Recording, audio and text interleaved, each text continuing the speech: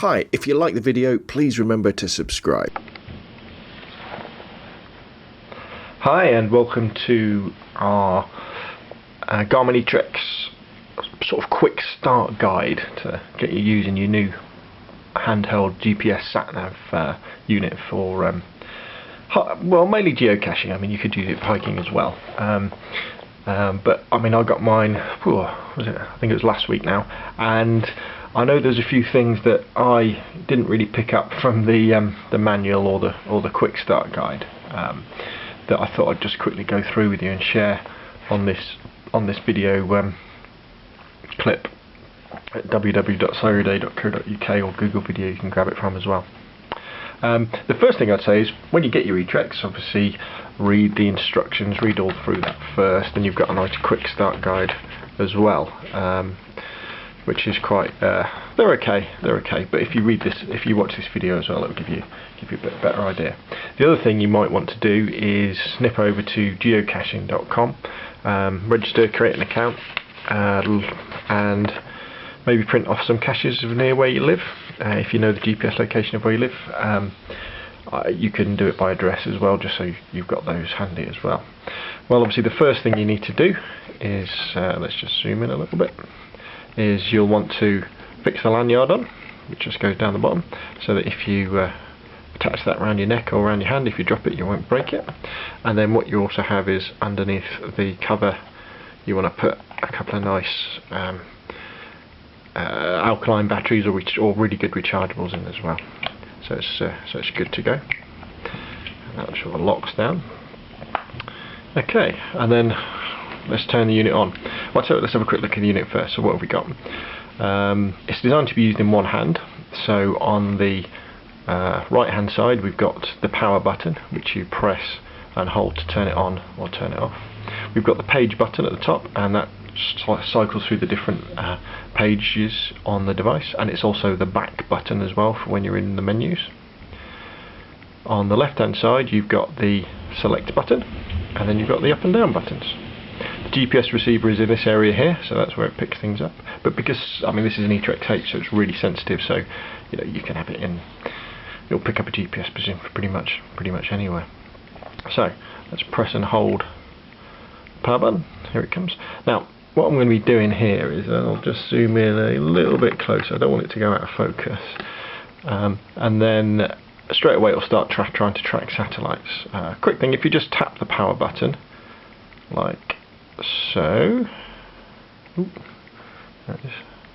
that'll bring the backlight on so you can see it a bit easier.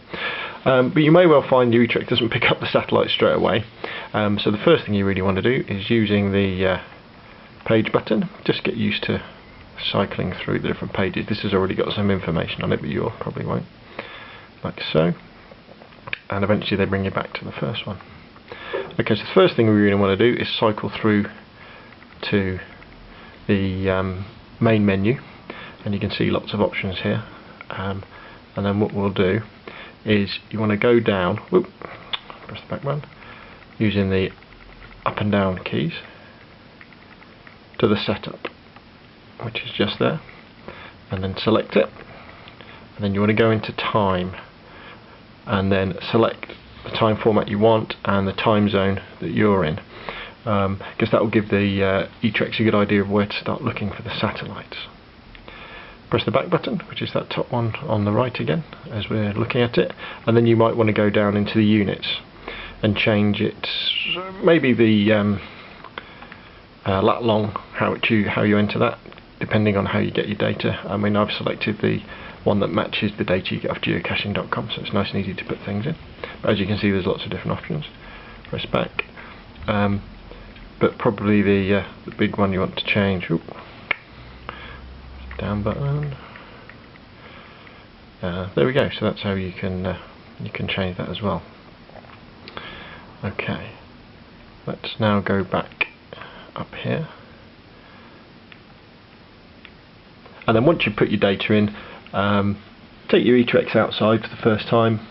Just leave it where it's got a good view of the sky, and then it will go through the cycle and it will find your satellites. If you fancy a little bit more I don't know, detailed view, you can always press the select button and then you go to the advanced sky view. So that's showing you all the satellites. It's tracking the satellite strength. Let's go back to the normal sky view. So you can see at the moment I'm inside, and my Etrex has got an accuracy of 55 feet. So if I'm trying to find a geocache, I've got to bear that in mind. As soon as you go outside, though, it'll probably go down to 10 feet or maybe even a little bit closer, which is really really good for finding things.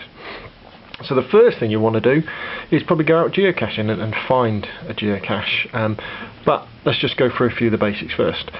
You want to store where you live. So if you're in your garden, you want to store your home location. So how do you do that? Well, all you do is press the menu button, go through to the main menu, and go up to Mark. Select that, and you get this little fella with his little flag. So what you can then do is, if you just press OK, it will just record it, and it will call it position 5, waypoint 5, with that little flag marker. But if we select that little flag marker, we can then change it to something else. So if we were doing our home, we could select the little house. Then if we select the number, you can then go in and change the name. Now this takes a bit of getting used to, because it's a bit like an awful version of text messaging, because you're only putting it in with 2 fingers. So you could go through and change it. If you press and hold, it will cycle through a little bit faster. It does get quicker. So there we go. So I've given it the name, then we press down, press OK, and then we would say OK, and now that's stored as a waypoint. So if we then go into waypoints and select that, what we can now do is, if we go down to H, because that's where it's stored, and then cycle down through all the different ones that are in here, there it is, home, it's down there. So now we know how to set in locations of where we are. But the next bit is, obviously you want to go somewhere, you want to navigate somewhere, and this, I didn't find this pretty obvious from the instructions, so this is how you do it. Well, you've got your geocaching location. There we go, you can see the coordinates at the top, so now I need to put those in. Now the way you do that is we cycle through the menus again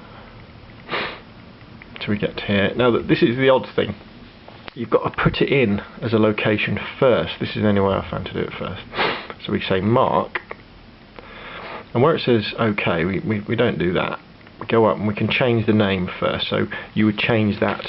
The easiest way to do it is change it to the code there, so that matches up with your paperwork. And then you could also change the flag to a little treasure chest box if you wanted to. But don't press OK, don't change the elevation, go straight to the bottom where it's got the latitude and longitude. Select that, and bingo, we're in the latitude and longitude section. So using the up and down keys, we can then go through, select a number and change it, and then we can go through and change all of these, whichever ones we need to change. Go through now, changing the details, and then we say OK, and then when you've done that, you then press up and click on OK, and that then saves that. Once it's saved, what you can then do is go into waypoints. Once you go in there, you can then select the one you've put in. I'll just choose any old one. Which one have I done already? Select that one, and you get this little menu in. So here we go, so we can delete it, we can look at the map, or we can go to. So we would just select go to, and there we go, we've got the virtual compass up straight away. Now remember, it's a virtual compass, so it only knows which heading to tell you to go in if you're moving. Once you've started moving, it can work out the way you're heading and then point you in the right direction. So you change your heading until the little arrow is pointing upwards, if that's the way you want to do it, and then just follow it.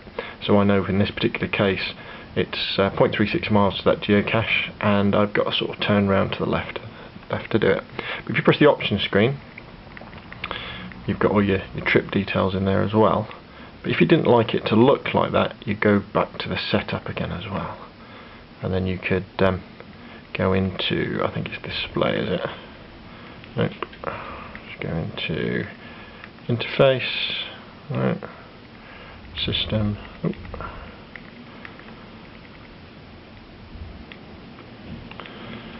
I can't remember which one it is, but anyway, the most common one you're going to use is that one, and then you just follow it around. Let's see, is it in here? No. And that takes you to your next geocache location you want to go to. Now, you may want to do a couple in a row and do a route. So the way you do that is go into your mark and then save a couple of waypoints.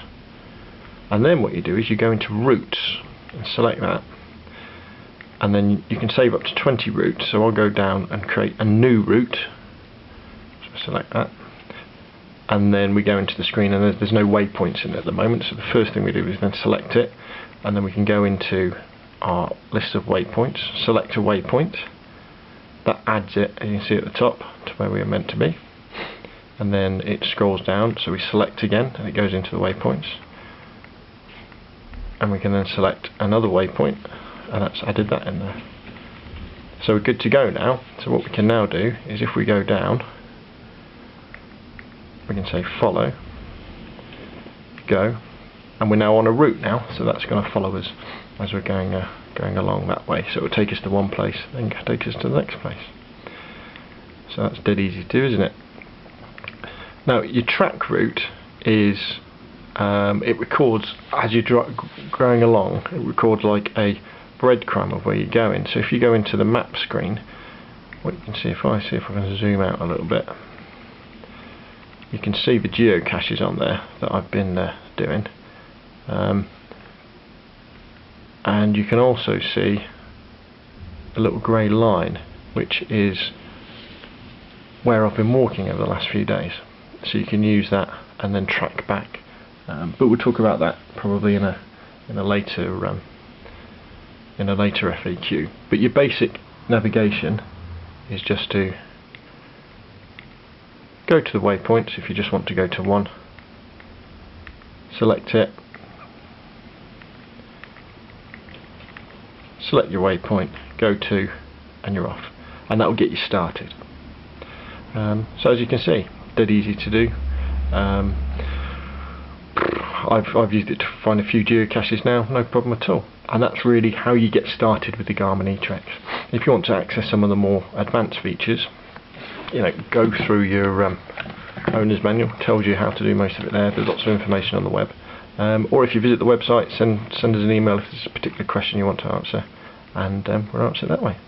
But there we go, that's your basic guide to getting started with your Garmin Etrex. Thanks for watching.